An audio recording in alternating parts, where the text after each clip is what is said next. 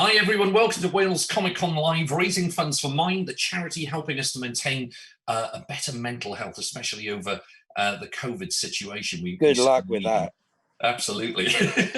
My name's Dr. Rhys Jones, and today I'm in conversation with the one, the only, the king of hell himself, Mark Sheppard. Mark, how are you, good sir? I'm well, sir. How are you doing? I'm doing really well. You're doing better than me because it is bright, it is dry out there. You're certainly not in Wales. Where are you? Not in Wales. Absolutely, absolutely. It is raining here, persisting. I'm in Los Angeles, and it's actually cold for us. It's about 55 or 60 degrees, so it's this is freezing for us. We have car accidents and people slide off the road when it hits like 60 degrees because they don't know what to do in it. It's not exactly England. Let's put it that way.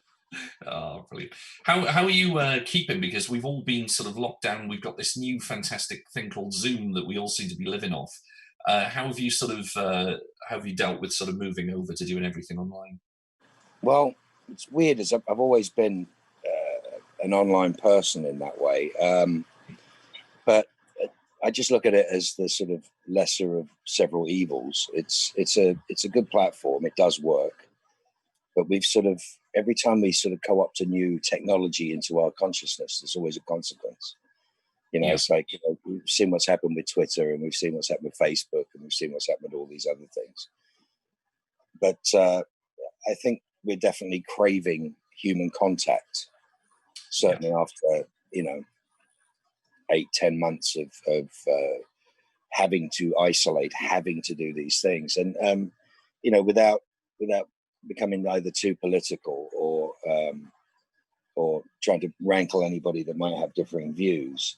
The truth of the matter is this has been handled so poorly, and I can't help feeling we could have been doing this for 2 months and coming out the other side of it if we'd actually got on with it and paid attention to what we were supposed to be doing.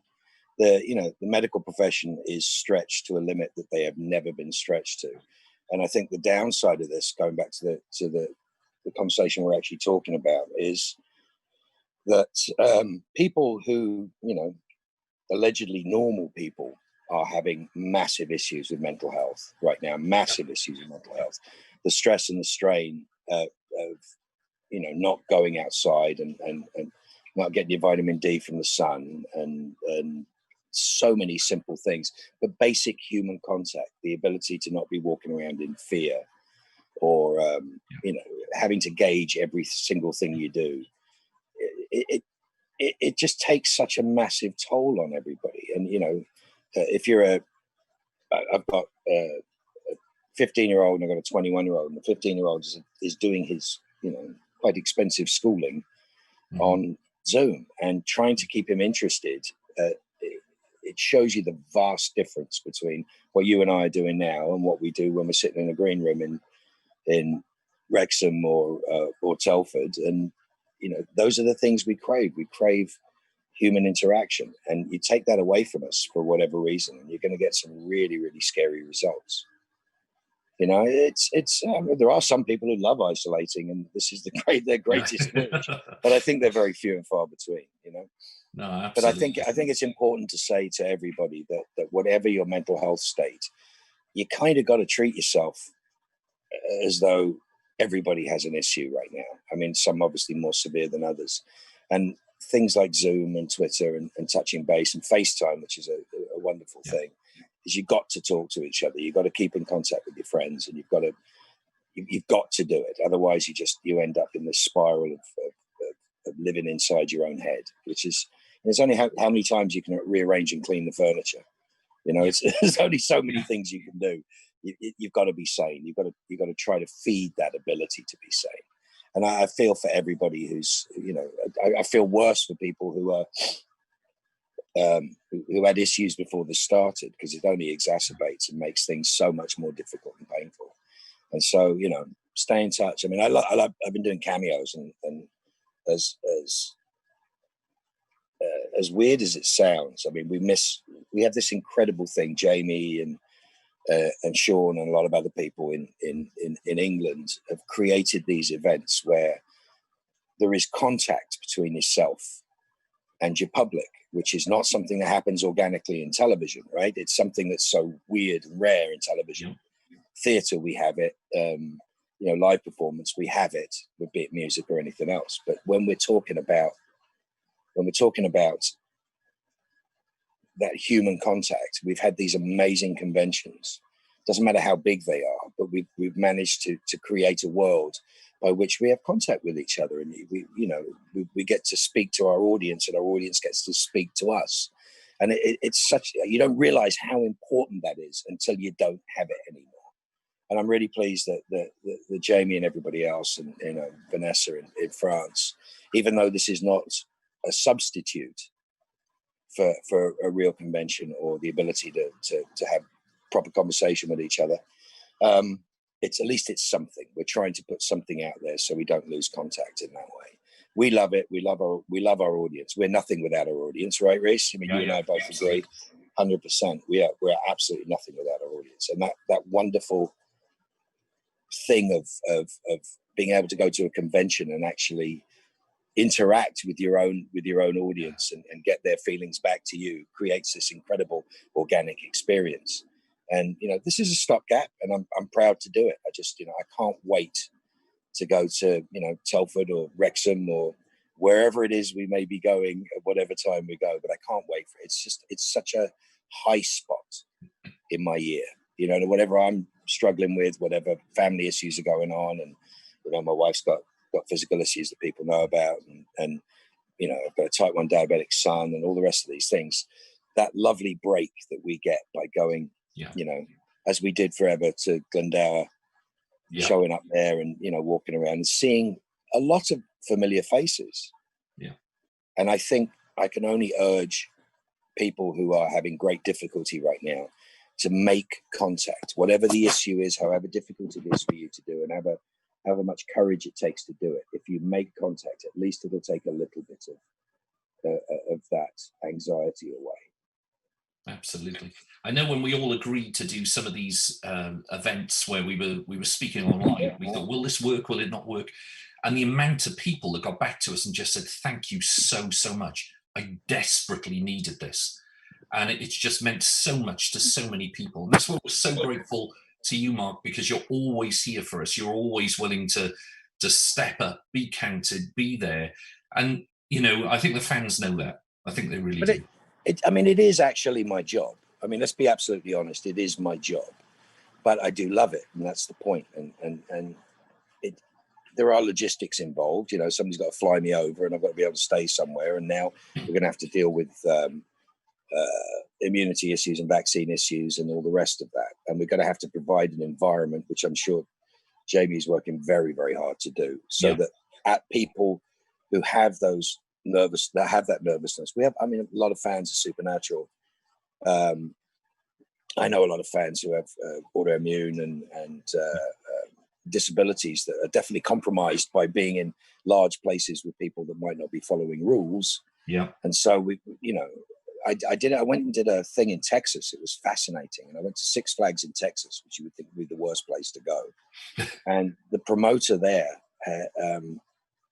had arranged it so well. All I did was guest talks. All I did was speak. So I didn't get to meet and greet the fans.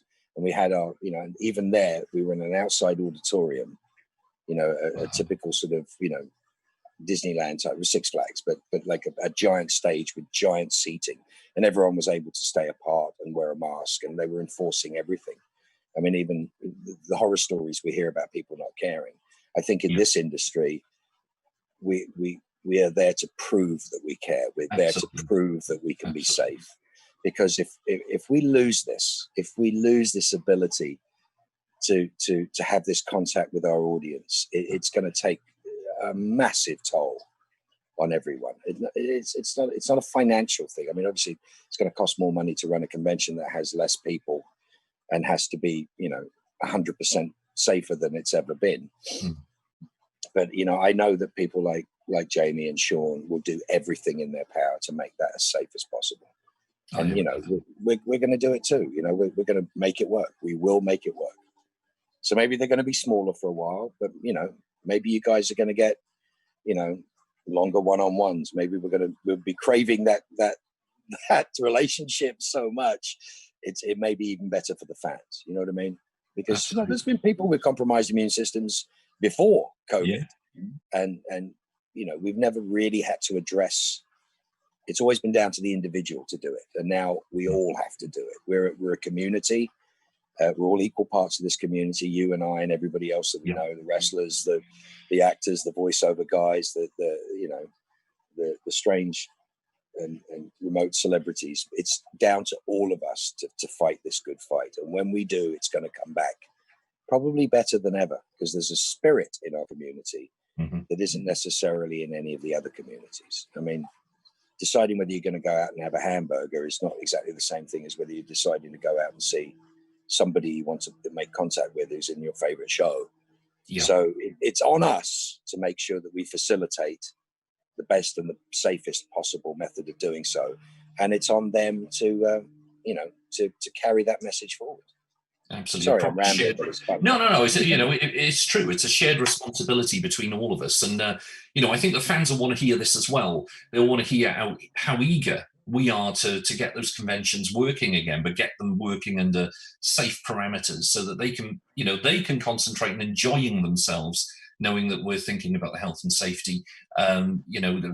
Whoever they are fans of, it's going to be basically the convention staff, the people working to make that convention work, and also all the stars that are coming as well. Everybody under the same ethos. So I think that's really. But I just thought I can't think of a better group of people than fans.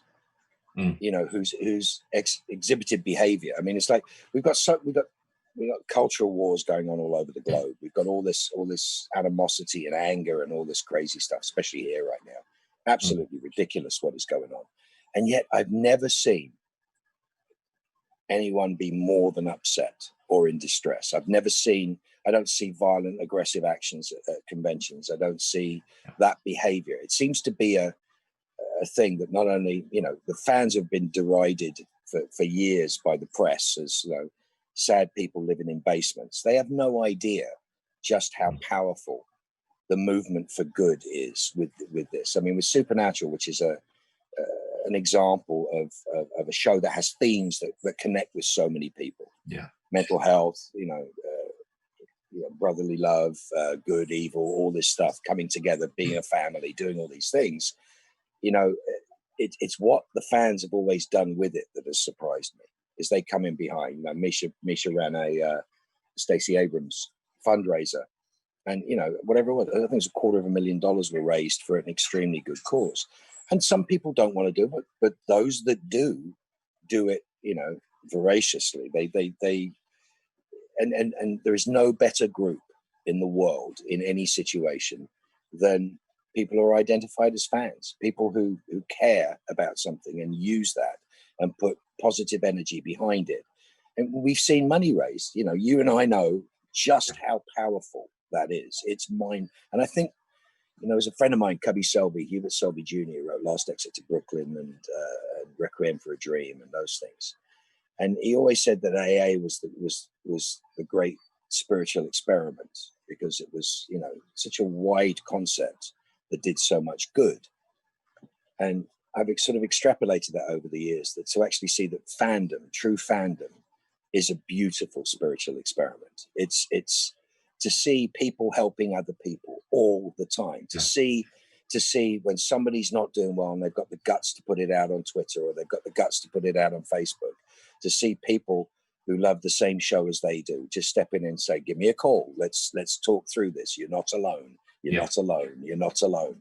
And I think it's something so special we can't ignore it anymore.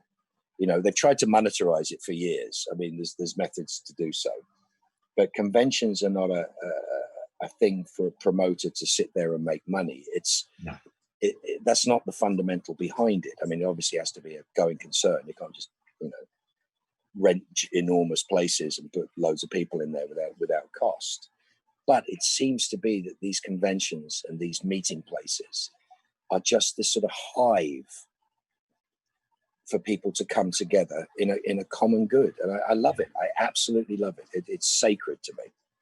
Oh, this is it's so lovely to hear. I mean, people want to hear this, and people, I speak to the fans afterwards, especially Yeah. when we come off stage, and there's literally hundreds of people who want to, they want to talk to the host as well. They say, oh, I just love this. I love Mark doing this. And it's just so lovely to hear you speak with such passion and sincerity about meeting the fans and whatnot as well, because they absolutely love you. Whenever I'm at a convention, your name comes up. And what I love is, the obvious one for me is Supernatural, but I always hear your name mentioned, whether it's Doctor Who, I'll tell you the one that always comes up, Firefly, Badger. Yeah. My God, people love that character. It's I mean, there's within fandom, we're all fans. I don't trust anybody who isn't a fan of something. I mean, it really scares me when people just don't attach to the beauty in art or the message in something that has some meaning. It doesn't matter what it is. It's the fact that ability exists to do so, that ability to actually to connect with a piece of art or a piece of television or a piece of music. And it's passion. It's absolutely about passion. And there is no better. I've spoken to so many actors who have never done conventions, and all they've ever heard is I mean, my favorite, without busting him, because there was nothing negative in this, is Matt Smith was originally going to go do a convention in England, and he was like, and he'd heard so much negatives because he'd never done it, and all people kept saying was, oh, it's a bit this and it's a bit that, and you get to meet people who are, and I said, mate, it's like theatre. When you're in theatre, and you breathe, they breathe. You breathe, they breathe. They who they are. Your entire performance, your life changes with your audience. And in television, we don't have that. We're not in the front room with you when you're watching it. So when you get to go out on stage and talk and answer a question from a person that you've never been asked before, and it's fascinating, or it's a new take on something you're doing, you're having a shared experience with your audience. And there's no other place to get that than a convention. I mean, it's just the way we do it. Zoom's not going to replace it. I mean, it's wonderful. I like the one-on-one of Zoom. I don't like, the messaging thing, that's fine. But when somebody comes to a microphone and they've been waiting 3 months to ask you a question, and they planned it out, and I just find it beautiful. I find it a loving exchange, and it pushes our art forwards. So every time an actor's experienced it, has never done it before. I said to Matt, you'll sleep for 3 days afterwards, because the literal outpouring of emotion, true, genuine connection with your audience, is something you'll never experience anywhere else. Because we make television, we've got 150 crew and everybody around us. Oh, that was fabulous, well done, that's great. And you're very excited. Then you see it on telly, you go, yeah, that wasn't bad, that was really good, it came out well. That's not the same as having an audience cheering for a message that you've managed to be part of. Or we go to Hall H at Comic-Con every year, and people were sleeping out all night to get in the line, and Misha sending them pizza, and just this connection. I remember the first time, one of the most startling moments was, I think Misha had bought the little light up little candles, the little votive candles, but the little light up ones. And Jared was talking, I just shoved him, and he looked up, and there was 6,000 people holding little candles up, in association with, always keep fighting, with all of this thing. And it's a tangible, real connection. And I don't want to lose that. And what to bring that back down to what we're talking about today is the courage of people who are in mental health crises, everything from people going through transition, through people coming out or not coming out. I'm talking about specific instances that I've experienced in conventions. The people talking with you about something that's so personal to them that they've never managed to address, sharing their journey with you, sharing their, and sharing their journey with people around them, and not being judged for it, and only being loved for it, and only being helped by other people's experience. Where else are you going to get that? I mean, I know what I get in AA. I know what many people get from church and belonging to these things. But for a convention to give you that, for the Supernatural family or the Firefly fans or BSG fans or Whovians, you're talking about such a special bond coming together in a positive way, never a negative way. And it's such a power. It's such an incredible thing. And if you're nervous, and if you have anxiety, or you have depression, you have any of these things, and you have the ability to go with a friend or somebody who can look after you, if you're not feeling safe, you will experience kindness and love, not only from actors and performers, but from other people there who want you to have nothing better than a wonderful time. And I love that. And I truly love that. And I don't want to see our conventions disappear or be diluted down to electronics. I mean, obviously, I remember I did a convention with Barrowman, and Barrowman had either messed his leg up or done something. And he was on a big screen from home, and it was funny and it worked. But I can't imagine that that's going to be the future, is that we all phone it in, because it's the eye contact and it's the things that people didn't want to come and say, but for some reason they come out and say, I'm having, I'm not their doctor, I'm not their psychiatrist, I'm not that stuff. But personal issues do come up. They really do. When you see somebody in distress in front of you, you go, are you okay? Do you need a minute? What's going on? And that human connection can change the trajectory of somebody's mental health issues, urging people to get professional help, urging people who say something to me like, I'm not feeling good. I don't think I'm being good to myself right now. The amount of people I've seen have come up who are cutters. And I've experienced, my wife is very vocal about having been a cutter younger in her life, but to be able to say to somebody, it's like, oh, how long have you not been cutting? And it's such a powerful thing to know you're not alone. Yeah. And I want people to understand that we do this for the connection. Yeah, there's money. You got to fly in, you got to do stuff, you got to work, you got to do those things. But it's not about that. It's actually about having that connection and being part of it and being a fan as well. I think that's what we are. I think that's what you are. That's what I am. I know, and everybody else we know really well. We're all fans. Yeah. We're all fans of something. Oh yeah, absolutely. That's the point. We love Who. I don't just watch Doctor Who and watch my bits and turn it off. It's not. It's a shared experience, and I urge anybody who's never done it that as long as we know we can be safe and we take the right precautions and we work towards a safe, sanitary, and correct way of doing this. I want you guys to experience this. I want you guys to be able to come into this and share that shared love, that big bundle of love that Jamie creates, as crazy as Jamie is, much as I love Jamie. But I mean, have you ever noticed that all the promoters of these great shows that we do all are massively passionate about their own shows that they love and the actors that they love? And it's this shared thing. It's wanting to share it with other people. Jamie wants to share us with his friends, is the way it kind of works. Oh, yeah. It's absolutely. It's such a simple thing, And I find that plane, it's rare. I find that there are promoters there that it's just about banging out the money and getting as many people through the turnstile. And those don't seem to work as well. No. They just don't.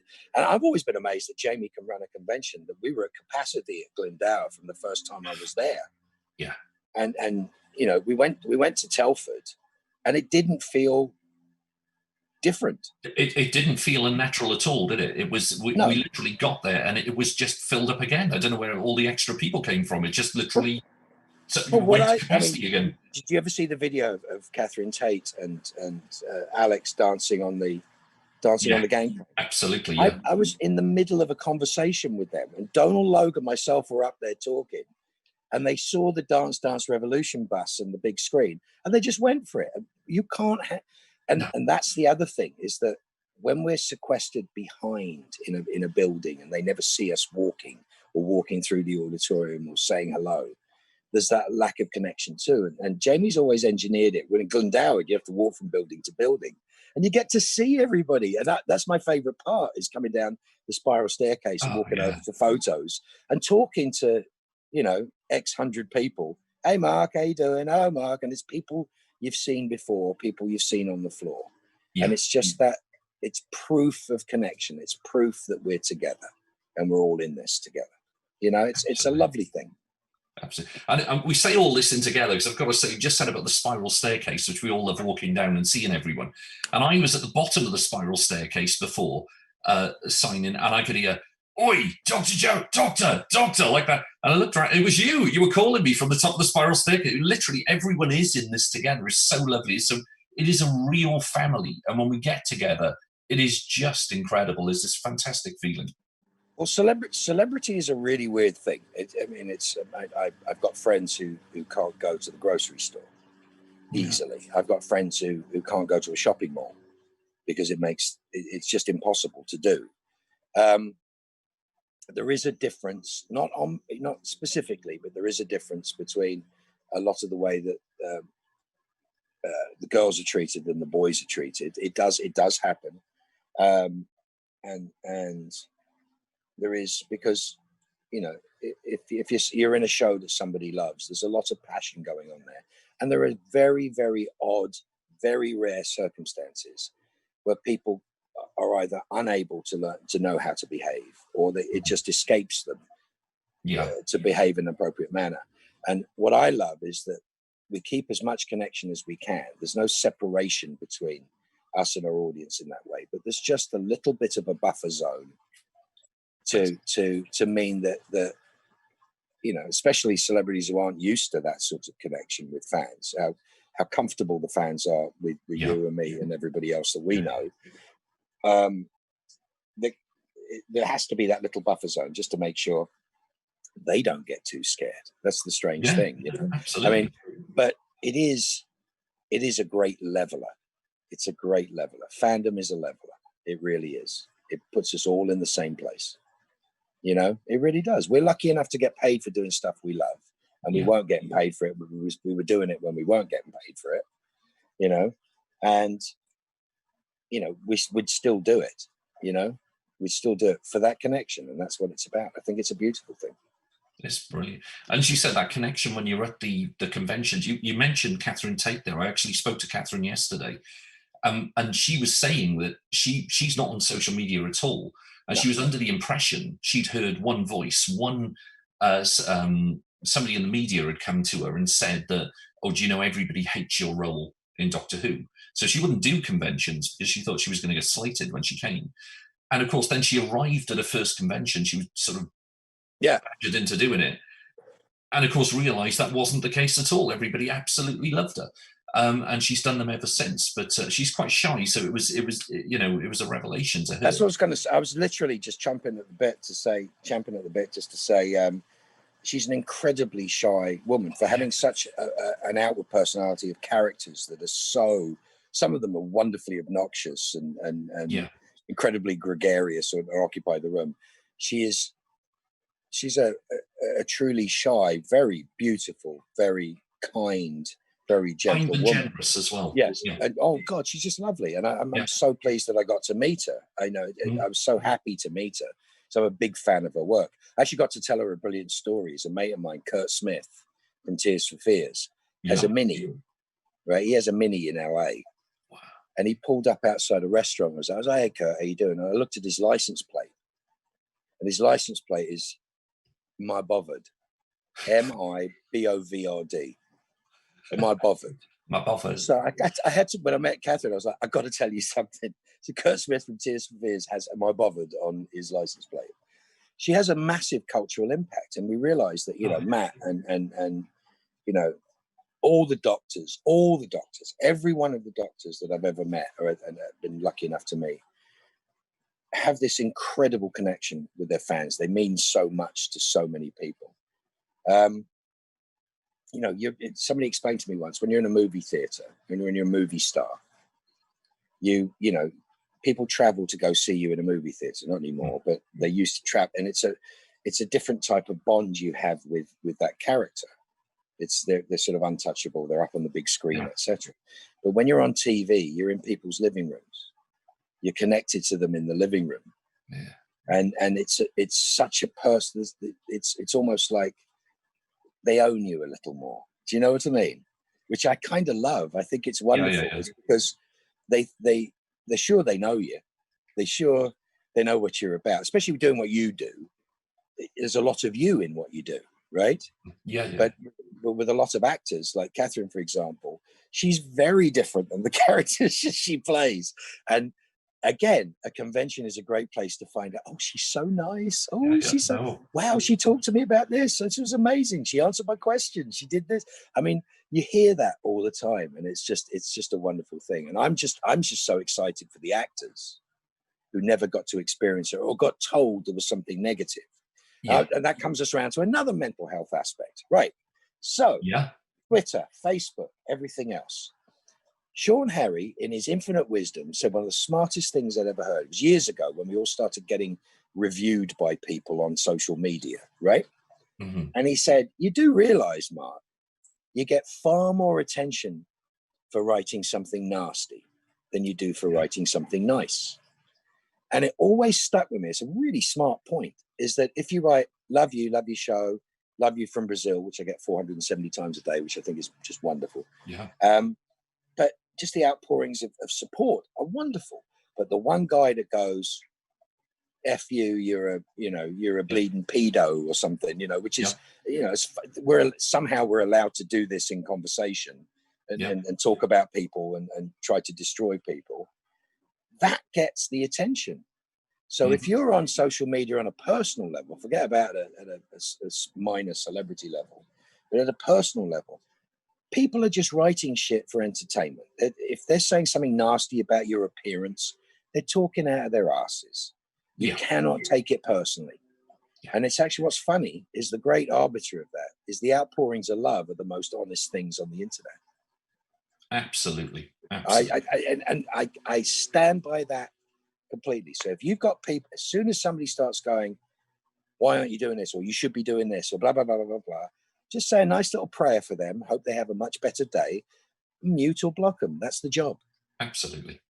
Normally, they're only looking for their 2 minutes of fame anyway from their 2 followers. So all the nice people, nice people look after themselves and they've got lots of fun. We get lots of lovely people saying lovely things. It reminds me actually exactly what you were saying there. Jerry Halliwell, she said she was playing Wembley Stadium and she said there was 60,000, I think it was 60,000 fans. Who was she playing for, Arsenal?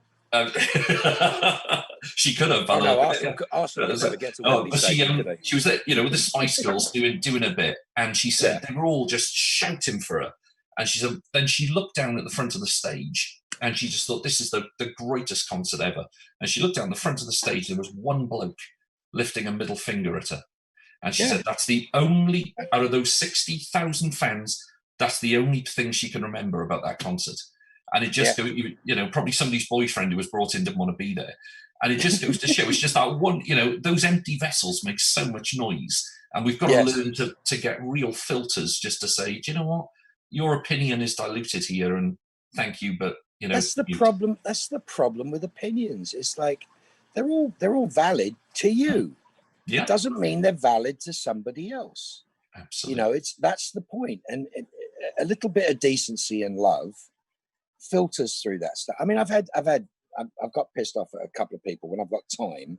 I get annoyed by somebody saying something nasty or attacking my 4-year-old or some stupid stuff. Yeah, ridiculous. And if I've got the time, I'll go for it. And I'll go. And what's really funny is that ultimately, if I hang in the argument long enough, they usually come around and apologize or say, "Oh, I didn't realize," or the usual "let's agree to disagree" horse crap. But the truth of it is it's a symptom of something else. The anger is a symptom of something else. Absolutely. And it brings us back to the mental health issues. Yeah. If you're finding yourself being angry on Twitter and trolling people and doing these things, something's going on.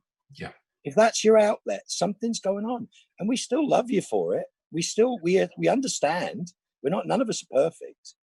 But if you're hurting that bad and you need to say crappy things about people, absolutely, understand that you might not be okay. You might not be all right with yourself. And, we're not looking at there's this thing, you elites in Hollywood and blah, blah. I'm like, oh, for God's sakes, I'm a voter. I pay my taxes. I pay my bills. I've got 3 kids. I've got to sort out all their stuff all day. I've got my wife. My wife looks after me. I look after her.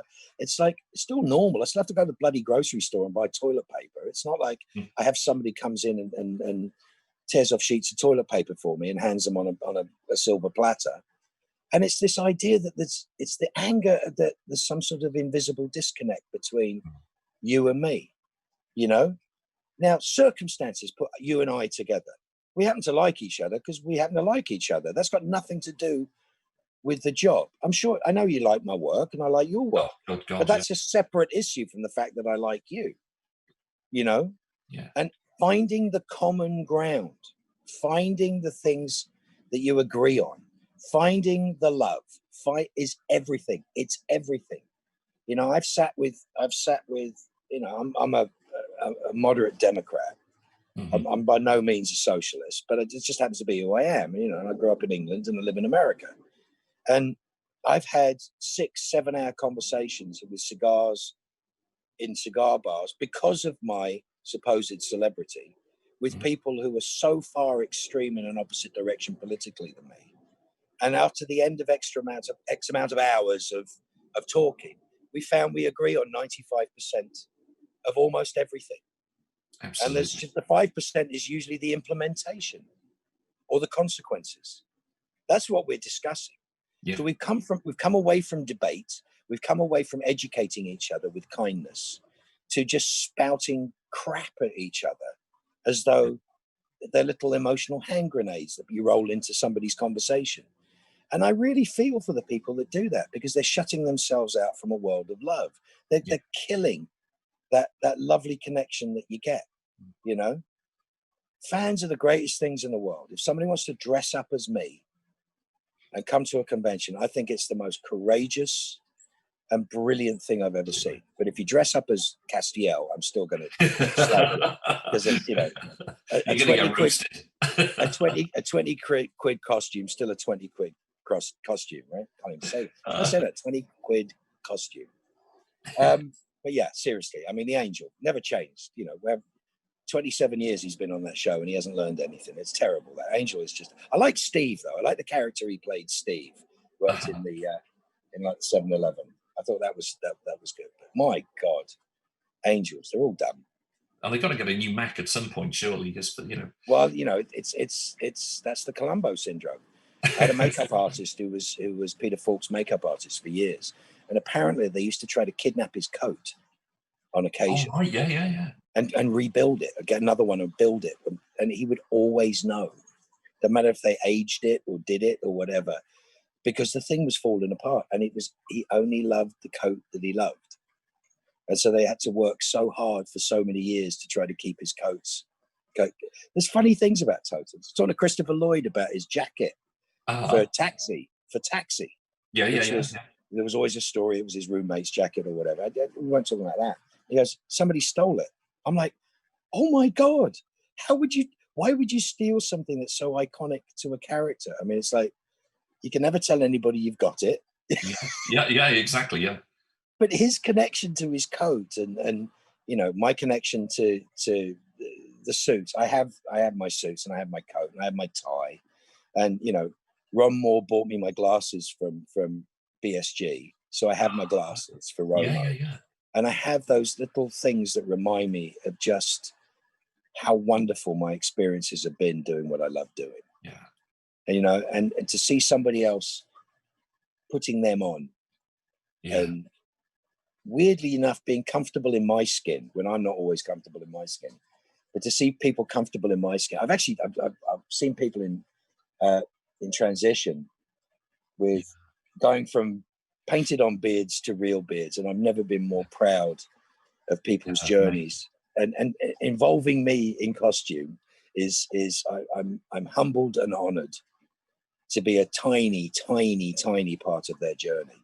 And it's happening in both directions, and I find it just incredibly humbling to know that we didn't design an impact. We didn't go out and say, I'm going to be famous, I'm going to do this, and people are going to feel a certain way about something. We were just lucky enough that these things came together, and we have an impact, and we have a platform, and that platform is grown by the fans. And that's the thing, and that's the message of today. The message of today is hang on in there. Yeah. Hang on in, because there's people here to help. There's people who will point you in the right direction, hopefully share their experience. If you're having difficulty, if you're hurting, if you're just not coping, if you're willing to reach out just this much, if you can be brave enough. And conversely, if you know somebody who's not doing well, it's your job. It's your job to check. It's your job to see. It's your job to annoy them and find out if there's something you can do just to make them a little safer, a little better, and a little happier. And I see more of that in fandom than I do on any other organization ever. And I'm proud of that, and I'm proud to be part of that. And I love each and every one of you out there for that reason, because we can make a change. We can make a change. Small changes in people's lives have huge impact. And if we save one person from hurting themselves, or we save one person from living in total despair just by simple acts of kindness, then it's all worthwhile. Then all of it is worthwhile. All the difficulty, all the, I've got to go do this, I've got to do that. Just the idea that we can just pick somebody up just a little, because we can't do it on our own. Yeah. Get it through your thick, bloody skulls. We can't do it on our own. And the world conspires to make us be on our own on occasions, like COVID, like, terrible analogy, but physical disabilities, mental disabilities, a terrible phrase. I hate disability as a concept, but just to make a catch-all, these things require kindness and help to move us forward as a society, to be inclusive, and this Twitter crap and all this negative stuff is all about cutting people out and being disinclusive. And yet the human need, the human want, and the human desire to be human is to love. That's the thing. To be human is to love. And that, if you're feeling bad, there's nothing better than picking up your phone and calling somebody who might be feeling bad too. And I know I'm making a gross generalization about impact and about what is required. Professional help is absolute. It's absolute. And if you can encourage anybody in difficulty to seek professional help, drive them there, walk them there, encourage them to be there, you are helping. But simple kindness can sometimes be the key to that door for finding an answer. And I think that's the real backbone of fandom. I think that's really what it's about. You know what I mean? I do know what you mean. Do you know what, Mark? It's practically a decade since I first met you. I was such a huge fan of you, such a huge fanboy when I met you. I was in awe that you even knew who I was. Just in awe. But I tell you what, every single time I get to speak to you, I become a bigger fan. And that's totally genuine. Thank you. I wish there were more people like you out there. There are. And don't ever despair. The trouble we get is when we compare our insides, the way we feel, to other people's outsides. Yeah. It's the persona that people put up. Brash, insecure, all these reasons behind the reason why they are mean or brash or difficult. If you look behind that, you'll see shy, you'll see hurt, you'll see pain, you'll see difficulty. And the ability to have empathy with your fellow human beings takes down every barrier. And there's more of us than there are of them. Even though I hate to separate. There's more love than there is hate. There is, and there always has been. And I don't despair at humanity. I despair at its ignorance and its stupidity and its behavior. But behavior can change. Behavior can change. It costs nothing to be of loving service to another human being. And it gives you everything. It gives you the ability to breathe in and breathe out without that 10-pound weight on your chest or whatever it is that's bugging you, you know. And I've got kids, and I watch my kids do it. I've got friends, I watch my friends do it. And sometimes I just don't want to. Sometimes I don't want to be nice. Sometimes I want to claim my stake in the corner of, you've done me wrong, and I'm going to tell you why you've done me wrong. And the truth of the matter, when that falls away, and I try to see the other person's point of view or see where they may be coming from, my world becomes infinitely bigger. Yeah. And you're encouraging people to join in. There's nothing better than a line in Wrexham. There's nothing better than a photo line in Wrexham. You see every costume, every type of fan, depending on who's being photographed, but there's always more than one room, right? Yeah, yeah. And you go, you see, and you just see, you go, wow, you're wearing your hearts on your sleeves. That's what it is. They're standing there, be it in the cold, with a little bit of sunshine, but it's still nippy out. And they're all costumed up or not. But there's this massive enthusiasm and there's this massive feeling of camaraderie. People aren't punching each other in lines. You know what I mean? Yeah, yeah. I think they've had one serious incident at Comic-Con in San Diego, and that was some fight over a girl's affection between two guys. Somebody jabbed a pencil into somebody else's hand. He didn't go through it, but it just jabbed him enough to, they had to go get it checked. That was the extent of the violence at Comic-Con, I think, in 2017 or 16 or something. It shows you. It's not hard to cross that line to a place of love. It's really not that hard. It's a little scary. It's not the easiest thing to think you can do, but try it and you get to feel better. Amazing. Mark, I literally love you so much. Honestly, I love you too, as a human being. Honestly, you are amazing. Time has caught us up, Mark, because I would just sit here for the rest of the night speaking to you. I'm not kidding you. Mark, you're awesome as ever. Thank you so much as well for giving up all your time today and helping us raise money for the Mind as well. Love to you. Love to everyone. Please, everybody, stay safe. Be good to yourself. Be good to yourself. If you're doing things that you know are not good for you, talk about it. If you can't stop doing the things that you know are not good for you, get some help. There's no embarrassment and shame in getting some help.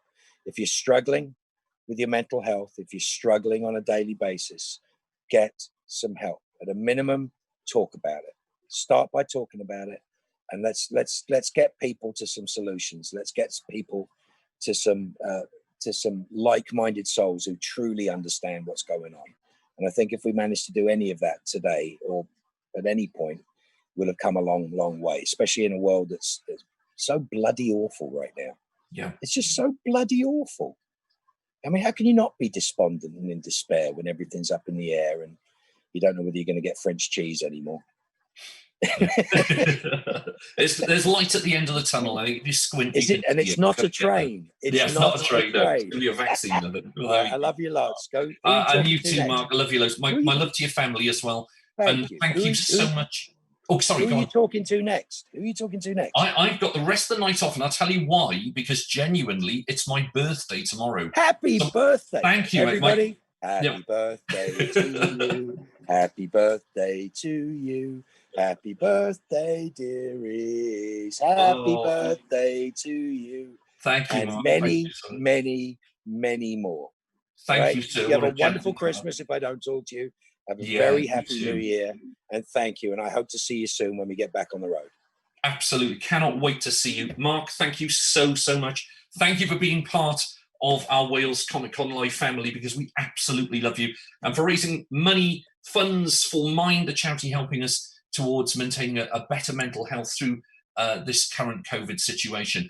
I've got to go now. As I said, it genuinely is my birthday tomorrow, which is lovely, which means I've got to get Mark on a crossroads and renegotiate my contract as well. 10 you years don't have already, a soul, Reese. 10 years up already. Can you believe Reese, that? You sold your soul years before that. Oh, there we go. I gave you a freebie. I just gave you one out of the goodness of my heart. And it's been a good ride, I've got to say. It's been good. It's been good. Well, I'm obviously popping off to hell, but the rest of you stay right where you are. Loads more to come on Wales Comic Con Live. Thanks, Mark. Thank you.